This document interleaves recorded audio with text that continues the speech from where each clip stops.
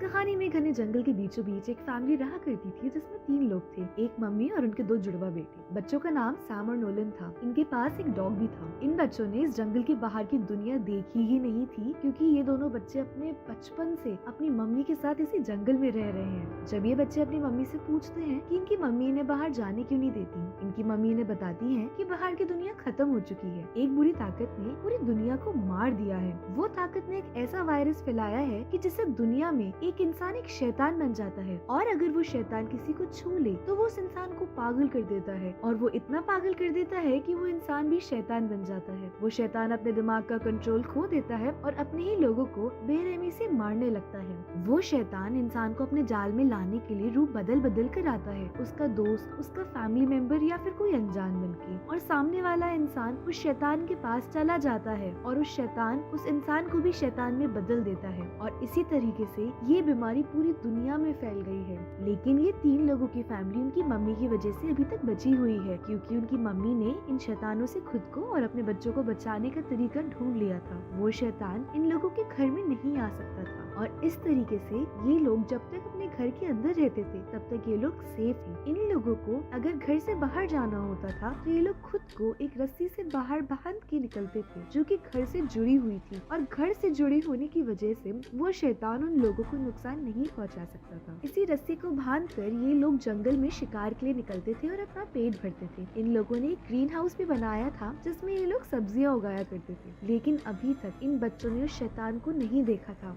ये शैतान सिर्फ उनकी मम्मी को दिखाई देता था। बच्चों ने जब ये बात अपनी मम्मी से पूछी तो उनकी मम्मी ने बोला कि वो शैतान एक जानवर का रूप लेके भी तुम्हारे पास आ सकता है और तुम्हें मार भी सकता है, और इसीलिए अगर तुम बिना रस्सी के बाहर निकलोगे तो शैतान जो जानवर बन के आएगा उसने तुम्हें छू लिया तो तुम मारे जाओगे। ये मम्मी अपने बच्चों को कुछ मंत्र सिखाती है जिससे वो शैतान उन लोगों के पास नहीं आएगा। ये शैतानों को दूर भगाने का मंत्र था। मम्मी उनको रोज रोज कुछ ऐसी कहानियाँ बताती थी जिससे वो बच्चे ये ना भूले कि बाहर की दुनिया में कितना खतरा है। जब वो बच्चे अपने पापा के बारे में पूछते हैं अपनी मम्मी से तो उन्हें पता चलता है कि उनके पापा भी शैतान में बदल गए थे और इनकी फैमिली को मारने के लिए आ रहे थे। इसी वजह से उनकी मम्मी ने उनके पापा को भी मार दिया।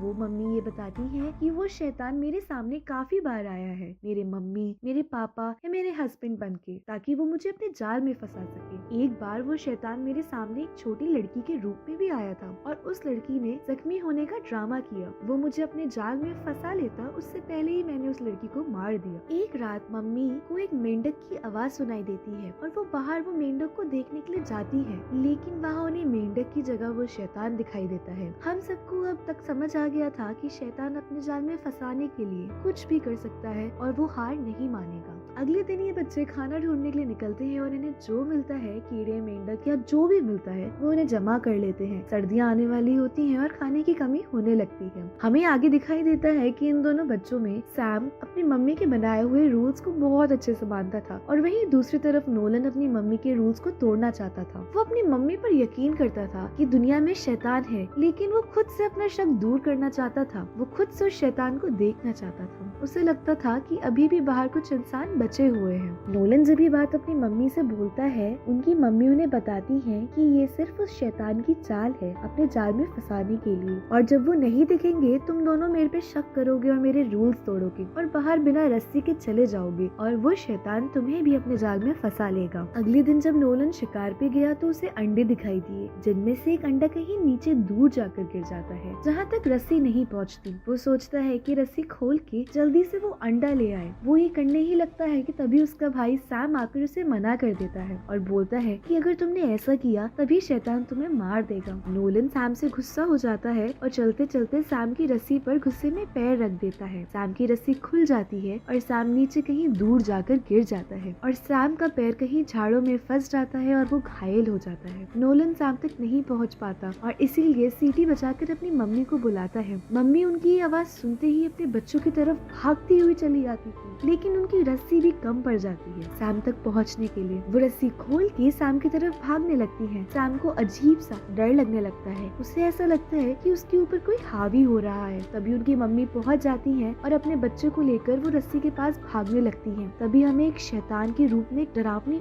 औरत दिखाई देती है जो उनकी तरफ आ रही होती है। लेकिन तभी मम्मी तीनों को रस्सी से बांध देती है और वो शैतान उन लोगों को छू भी नहीं पाता। लेकिन हमें हैरानी की बात अभी भी ये लगती है कि उन दोनों बच्चों को वो शैतान अभी भी दिखाई नहीं दिया था। वो शैतान सिर्फ उनकी मम्मी को दिखाई दिया था। मम्मी जल्दी से उनके घर आ जाती है। उनको बहुत गुस्सा आया था अपने बच्चों पर और इसीलिए वो चाकू लेके अपने बच्चों को डरा कर बोलती है कि वो मंत्र पढ़ो ताकि उनका शक दूर हो जाए कि वो बच्चे अभी शैतान तो नहीं बन गए। बच्चे वो मंत्र पढ़ देते हैं और मम्मी का शक दूर हो जाता है कि वो बच्चे अभी भी सेफ कर। उनकी मम्मी ने घर में एक जगह बनाई थी बेसमेंट में जहाँ वो अपने बच्चों को बंद कर देती थी ताकि वो बच्चे ये सोच सके कि दुनिया में सच में शैतान है और ये सोच सोच कर उनको डर लगे, क्योंकि डर की वजह से ही वो जिंदा है। अगर वो नहीं डरेंगे तो वो रस्सी खोल के बाहर चले जाएंगे और वो शैतान अपने जाल में उन बच्चों को फंसा लेगा। डर बहुत जरूरी था उनमें रहना ताकि वो जिंदा रह पाए। सैम वाले हादसे के बाद नोलन को धीरे धीरे लगने लगता है कि जंगल में या बाहर की दुनिया में कोई भूत वूत नहीं है, क्योंकि जंगल में उन दोनों बच्चों को कोई भूत दिखाई नहीं दिया था, सिर्फ उनकी मम्मी को दिख रहा था वो भूत। नोलन को लगता है कि उनकी मम्मी को ही भूत दिखते हैं और असल दुनिया में कोई भूत नहीं है। ये बात वो सैम से भी करता है, लेकिन सैम उसकी बातों में यकीन नहीं करता क्योंकि उसे अपनी मम्मी पर ज्यादा यकीन था। रात में नोलन को नींद में चलने की बीमारी थी और इसीलिए उसके पैर में घंटी बांध रखी थी उसकी मम्मी ने, ताकि वो रात में नींद में चलते चलते कहीं बाहर ना पहुंच जाए। अगर वो नींद में चलेगा तो घंटी की आवाज से उसकी मम्मी जाग जाएंगी और उसे घर से बाहर जाने से रोक देंगी। अगले दिन मम्मी अपने बच्चों को बताती है कि वो पहले शहर में रहती थी, लेकिन जैसे ही दुनिया खत्म होने लगी मैं तुम्हें बचा के यहाँ ले आई। तभी हमारी नजर उनकी गर्दन के नीचे बने हुए टाटू पे पड़ती है जो कि एक सांप का टाटू है।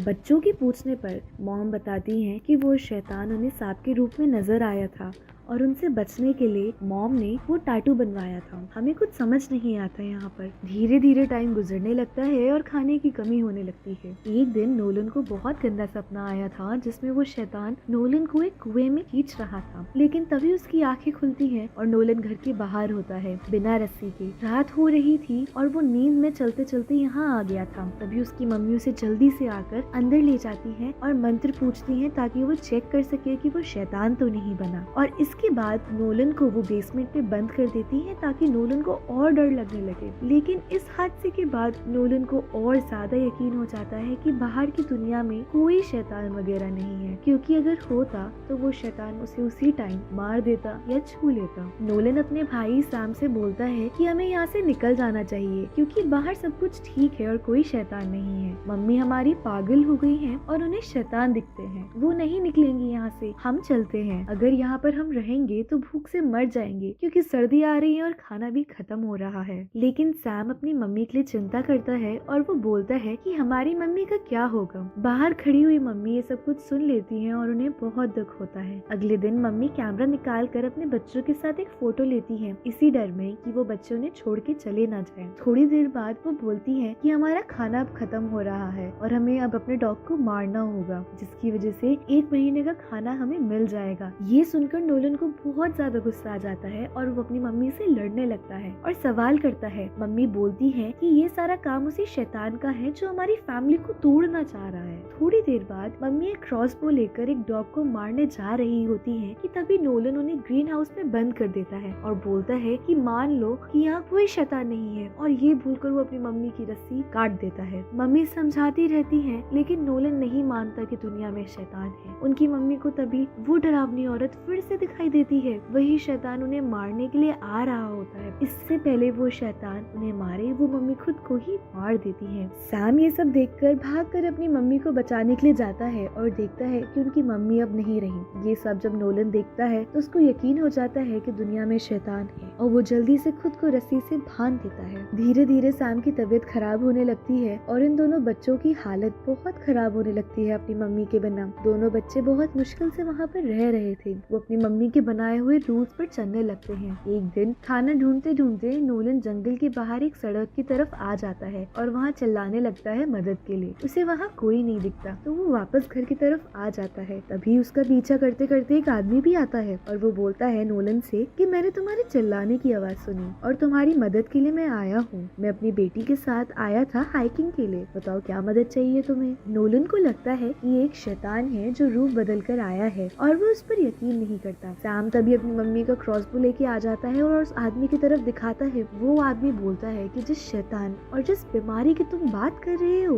मैं उसे जानता तक नहीं हूँ, मैं तो बस तुम्हारी मदद के लिए आया हूँ। नोलन ये सब कुछ समझकर बोलता है सैम से कि मत करो सैम, क्या पता ये सच में ही इंसान हो। जैसे ही वो आदमी पीछे की तरफ जाने लगता है सैम उसे वहीं मार देता है और वो तीर उस आदमी की कमर में लग जाता है। वो जंगल की तरफ चला जाता है। नोलन उस आदमी का पीछा करते करते उस आदमी के पास पहुंच जाता है, लेकिन वो आदमी मरने से पहले 911 पे मदद के लिए कॉल कर देता है। नोलन उस आदमी का बैग देखता है और उस बैग को लेकर घर वापस आ जाता है। जब वो बैग खोलता है उसे बहुत सारा खाना मिलता है और कुछ तस्वीरें मिलती हैं जिनसे यकीन हो जाता है उन दोनों बच्चों को कि वो एक इंसान ही था। वो दोनों बच्चे पेट भर के खाना खा लेते हैं। रात में किसी की आवाज आती है और जब सैम बाहर जाता है उसे एक बच्ची दिखाई देती है जो अपने पापा को ढूंढ रही थी। वो बच्ची सैम से पूछती है कि क्या तुमने मेरे पापा को देखा है। सैम को यकीन हो जाता है कि उसने एक इंसान को मारा है और इसी गिल्ड के चक्कर में वो बच्ची को सब कुछ बता देता है। वो लड़की सैम से डर के भागने लगती है और सैम भी उसका पीछे भागने लगता है और तभी सैम पर उसका डर हावी होने लगता है। उसे बहुत सारे शैतान दिखने लगते हैं। दूसरी तरफ नोलन अपने भाई को ढूंढने के लिए जाता है। नोलन को ऐसा लगा कि सैम उस शैतान के वश में ना हो। जब नोलन वापस घर आया तो उसे सैम अपने कमरे में एकदम शांत मिला।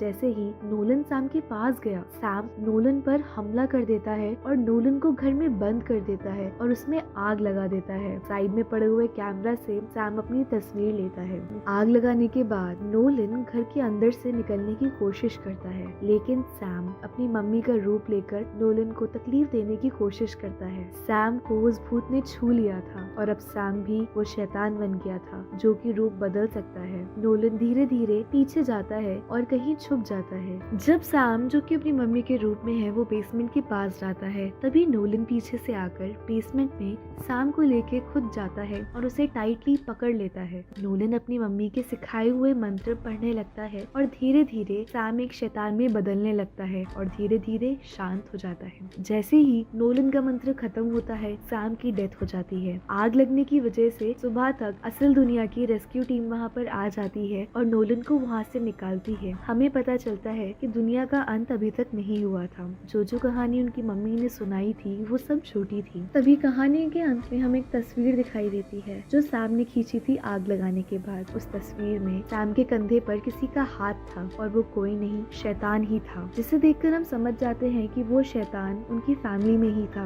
बाहर की दुनिया में कोई शैतान नहीं था। बाहर की दुनिया को बचाने के लिए उनकी मम्मी ने उनको सबसे अलग रखा और ये सारी कहानियां सुनाई ताकि वो बच्चे बाहर की दुनिया में जाकर उस दुनिया को खत्म ना कर दें। और इसी के साथ ये कहानी खत्म हो जाती है।